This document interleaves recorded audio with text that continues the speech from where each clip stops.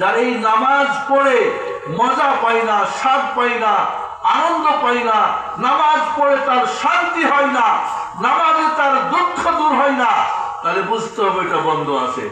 আল্লাহ নবী আলাইহিস সালাতু ওয়াস সালাম ইযা হাযাবাহুল আমর বাদা ইলাস সালাম, রাসূলের যখনই কোনো টেনশন হতো নামাজ শুরু করতেন।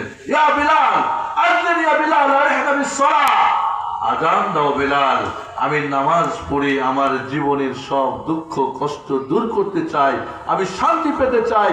ওয়াজুইলাত কুররাতু আইনি ফিস সালাহ, রাসূল বলছেন আমার চোখ শীতল হয় কিসে?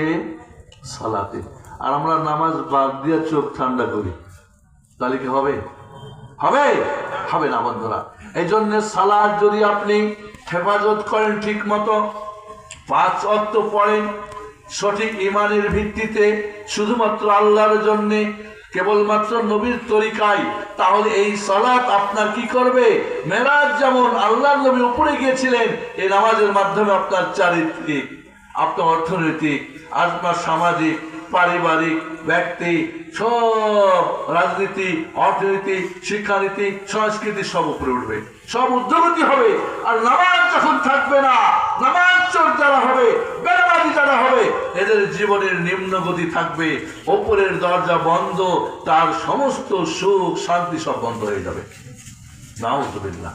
আজকে আমাদের সমাজে, আমি গত মাসে একটা মসজিদে গেলাম, গ্রাম, একেবারে গ্রামে, 4.5 কোটি টাকা দিয়ে মসজিদ বানাইছে গ্রামের মানুষ, টাকা হয়েছে, নতুন পোলাপান বিদেশে থাকে, কিন্তু ওইখানে মুসাল্লিগুলি সব কাঁচা, মসজিদ পাকা আর মুসাল্লি কি কাঁচা।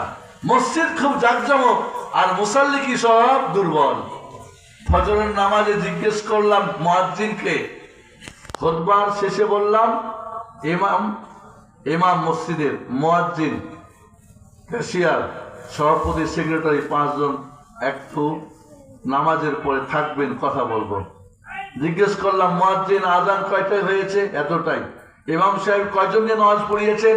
এত বড় মসজিদ। বলছে ছিল, কত ছিল? সংখ্যার বলতে পারে না, বলতে পারে না, লজ্জায় বলতে পারে না। আর মসজিদ নতুন নতুন হচ্ছে, টাইলসের মসজিদ হচ্ছে, এসি লাগছে, খুব জাঁকজমক হয়েছে, বাতি, ঝাড়বাতি লেগেছে, বাট মুসাল্লি সব কাঁচা হয়ে গেছে। মহিলারা তো 5 ওয়াক্ত জায়গায়, ফজর তো ঘুমিয়ে হয়তো থাকে, বাচ্চা বলে পেশাব করে দিয়েছে, জোহরে তো বলে ভাত পাক করতে